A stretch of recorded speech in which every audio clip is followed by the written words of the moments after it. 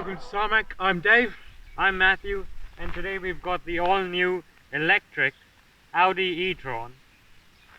That's right, we're going all Vorsprung Dirk electric on you. So we're going to show you all about the new EV and how it's going on. Come on, let's take a look around this. So the much anticipated e-tron, Audi's first real big BEV vehicle that really embraces the electric, the modern electric movement, I guess. So Audi's trapezoid, I don't know, whatever shape it is, the grille here, very much into the new spirit of or embracing again the electronic world that's coming through. There is so much hidden technology around, with cameras here, up here. There's just monitoring stuff all over the place. Heaps of aerodynamics, as you'd expect, because this really is about cutting through the air very, very sweetly. But you'll notice down the side here, huge side air curtains that go straight down the side of the car and embrace these 21-inch wheels that I'll show you in a second. LED lighting that has its whole new Audi look about it. And look at these really tight grooves across the top of the bonnet. Really does help shape the airflow down the center of the car. Let's look around the side. Look at the size of these feet, 21 inches. They're massive, with huge Goodyears on them. It really is very absorbing, but also just massive. They're quite a feature. Speaking of features, behind this high voltage orange e-tron badge is the charging station. Type 2 CCS charger that will take 150 kilowatt DC charging, and that will charge this thing up quite quickly. So color-coded wheel arches. Looking down here, look at these strong lines all the way down from the shoulder down to the belt lines, and new coloring through on the way here. I should have cleaned it actually. The model comes with the virtual mirror option, which actually reduces the drag, again helping a low drag coefficient for the car. Funnily enough, the door handles are quite normal. They're not integrated into the car, but you know, I'm sure Audi have their reasons for that. Rest of the line, look down the flow. It's a big car, and you know, but it just seems to flow nicely. Aerodynamically, as I said, very, very good. Let's take a look around the rear. Roof spoiler as expected, a full width LED light bar. No tailpipes because it's electric, and kicker tailgate, allowing actually quite a lot of room in here, although it does sit rather high, with additional room under here. Let's take a look under the bonnet. A huge V8, no it isn't. What we've got here is two motors, one on each axle, with 300 or up to 300 kilowatts, 664 newton meters of torque. It's also going to take you from 0 to 100, again under boost, of 5.7 seconds, with a range of up to 417 kilometers, and that's WLTP range. All powered by a 95.3 kilowatt hour lithium-ion battery. All pretty good. But the actual bonus is this, a frunk. Another place to store whatever you want to store.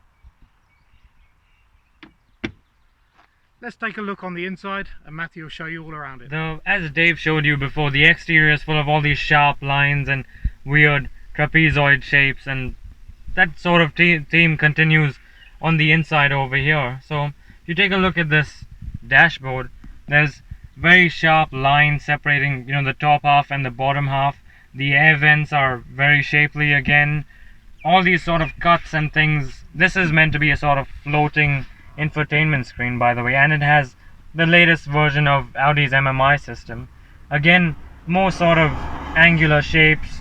This is your drive mode selector, very angular shape again.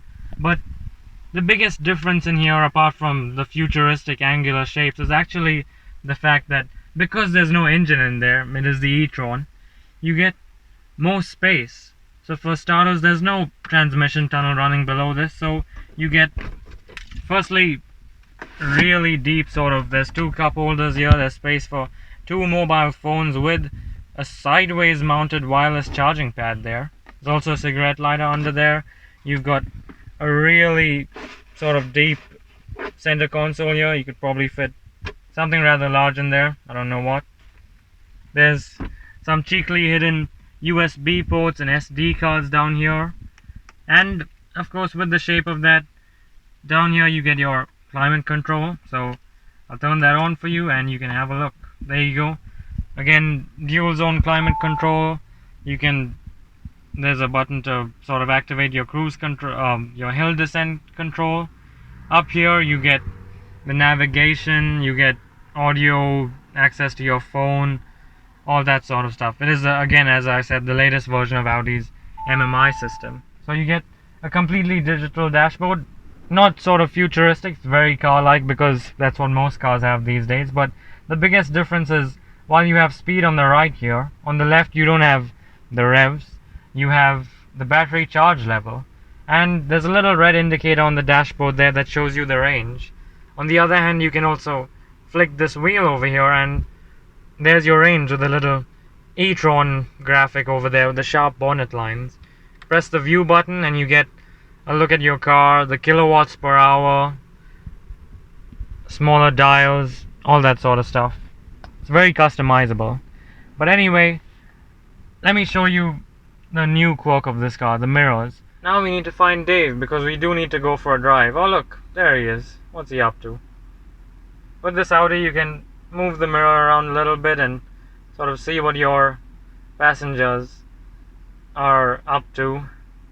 Whether it's strange or not, I'll let you be the judge of that, but let's go for a drive now that we found Dave.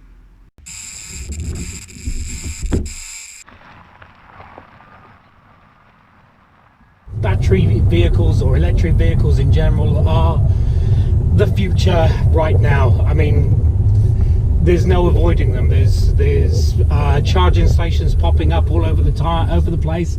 There's all the car manufacturers are getting into it.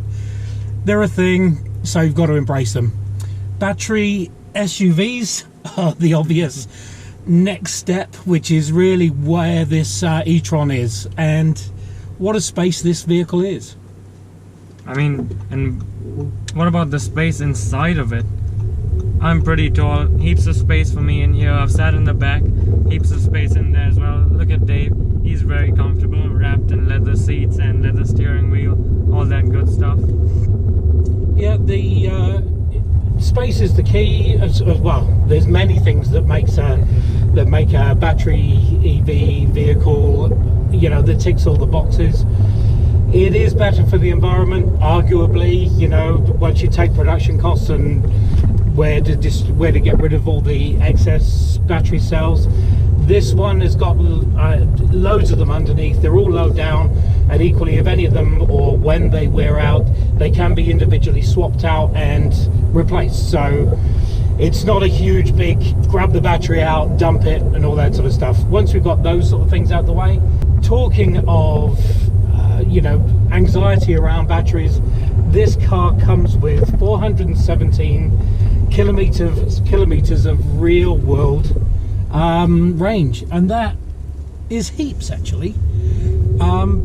When you take into account cars that will have virtually the same, you're starting to get into just normal driving, and that's exactly how this car is. It's a normal driver. It is just basically, when you think about Audi and you think about their luxury SUVs, you think about the Q7 and the Q8, this is their luxury EV SUV, and it's not outlandish, and it doesn't look like it just sort of landed from Mars. It's an SUV that's just been electrified, and apart from the elephant in the room, which is the electric powertrain, you get Audi's latest MMI system, you get a digital dashboard, it feels very car-like. Yeah, and it's comfortable to drive, and it's got the Audi platform underneath. It's got the Quattro platform underneath. So when you start taking it onto the dusty roads, it feels comfortable, feels confident on the tarmac and also on the gravel. The only thing that I guess you could say is a bit outlandish about this car is the virtual mirrors. But then again, with any new sort of car technology, it's just a matter of time before you sort of get used to them. Yeah, the virtual mirrors, I'm glad you brought them up. That is a bit of an issue for me. The passenger one is great. It's virtually no different from using the normal mirrors, apart from I still haven't garnered how far away the cars are on that side. On this side, my arm's in the way. I still end up looking at this thing that doesn't do anything other than transmit back to this side. So I don't know, I'm still I understand the need to keep progressing and things like that. I'm just not quite sure about the virtual mirror thing yet. The good thing is it is an option, so you don't need to have it on every car. You can be fine with standard mirrors. There are obviously reasons for having the virtual mirrors. They do reduce the drag coefficient of the vehicle. They look like an expensive option, and I'm sure they are an expensive option. And it's just sort of the kind of futuristic tech that you can discuss with your other EV embracing friends. Yeah, look at my virtual mirrors. Other than that, yeah, the drive modes are the same. There's dynamic, there's comfort, there's individual. There's all the usual Audi-isms that are in this vehicle, and it drives nicely. The low center of gravity really does make this big heavy machine stick to the road well.